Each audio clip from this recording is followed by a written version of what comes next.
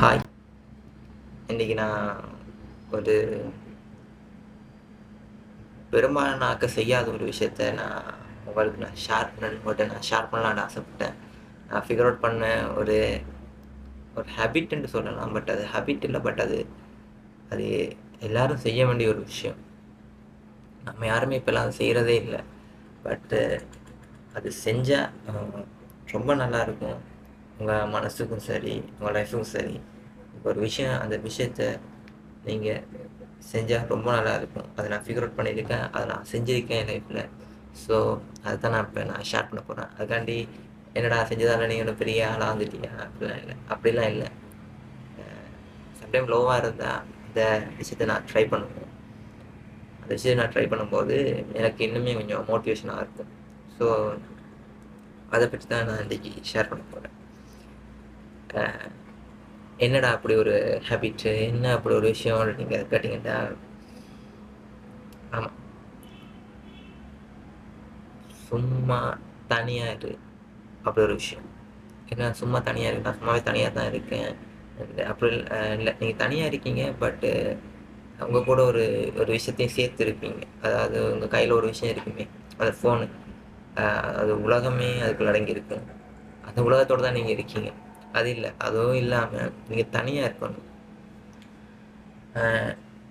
ஏன் நீங்கள் தனியாக இருக்கணும், தனியாக சும்மா இருக்கணும். எந்த ஃபோனும் இல்லாமல் நீங்கள் அது தனியாக இருக்கணும். ஏன் நான் சொல்கிறேன்டா, நீங்கள் அது தனியாக இருக்கும்போது உங்கள் கூட ஒருத்தன் இருப்பான். ஏன் நீங்கள் உங்களுக்கு தனியாக இருக்கும்போது உங்கள் கூட ஒருத்தன் இருப்பான். ஆனால் அவன்ற வயசை நம்ம எல்லாம் கேட்குறதே மறந்துட்டோம். நம்மளோட பேசுகிறதே நாம் கேட்குறதே மறந்துட்டோம். அவன் தனியாக இருக்கும்போது, அவன் நம்மளோட பேசும்போது அவனை ஒரு ஓரமாக வச்சுக்கிட்டு நாம் ஃபோனோட போயிடுவோம். இல்லாட்டி ஃபோனில் ஏதாவது போய் பார்க்க போயிடுவோம். அதனால் அவன் நம்மளோட பேசுகிறதே விட்டுட்டான். நீ என்னோட பேச்சே கேட்க மாட்டா, இல்லை நான் அவனோட பேச மாட்டேன்ட்டு போயிட்டான் போல. அதனால தான் நிறைய பேருக்கு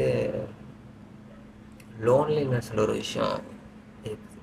யாருமே நம்மளோட இல்லைன்ற ஒரு விஷயம் இருக்குது, லோன்லினஸ். ஏன்டா அவன் நம்மளோட பேசிட்டு இருந்தவனை நம்ம நிப்பாட்டி நமக்கான லோன்லினஸை நம்மளே தேடிக்கொள்கிறோம். அப்போ தனியாக இருக்கிற லோன்லினஸ் ஒன்று தானடான்ட்டு கேட்டால் இல்லை. லோன்லினஸ் வேறு, சொலிட்யூட்ன்ற ஒரு விஷயம் வேறு. லோன்லினஸ்ன்றது நம்மளை நாமளே இன்னொருத்துலேருந்து விலக்கி வைக்கிறது. சொலிட்யூட்ன்றது நம்மளை நம்மளே தேடி போகிறது. அந்த சொலிட்யூட்டில் தான் நீங்கள் உங்களோட பேச முடியும், நீங்கள் யாருன்னு கண்டுபிடிக்க முடியும். சரி, என்ன பண்ணலாம் சொல்கிறேன்.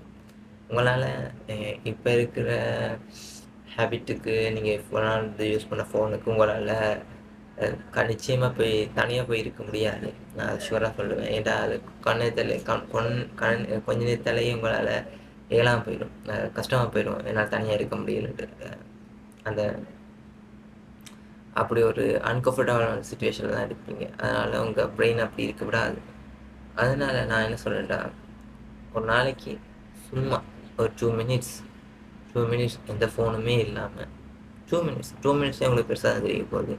அந்த 2 மினிட்ஸ் எந்த ஃபோனுமே இல்லாமல் சும்மா ஒரு வானத்தையோ, இல்லாட்டி ஒரு நேச்சரையோ, இல்லாட்டி வெளியே எது வேணால் பார்க்கலாம். காலம்பேருந்து செய்யலாம், இல்லாட்டி ஈவினிங் செய்யலாம்.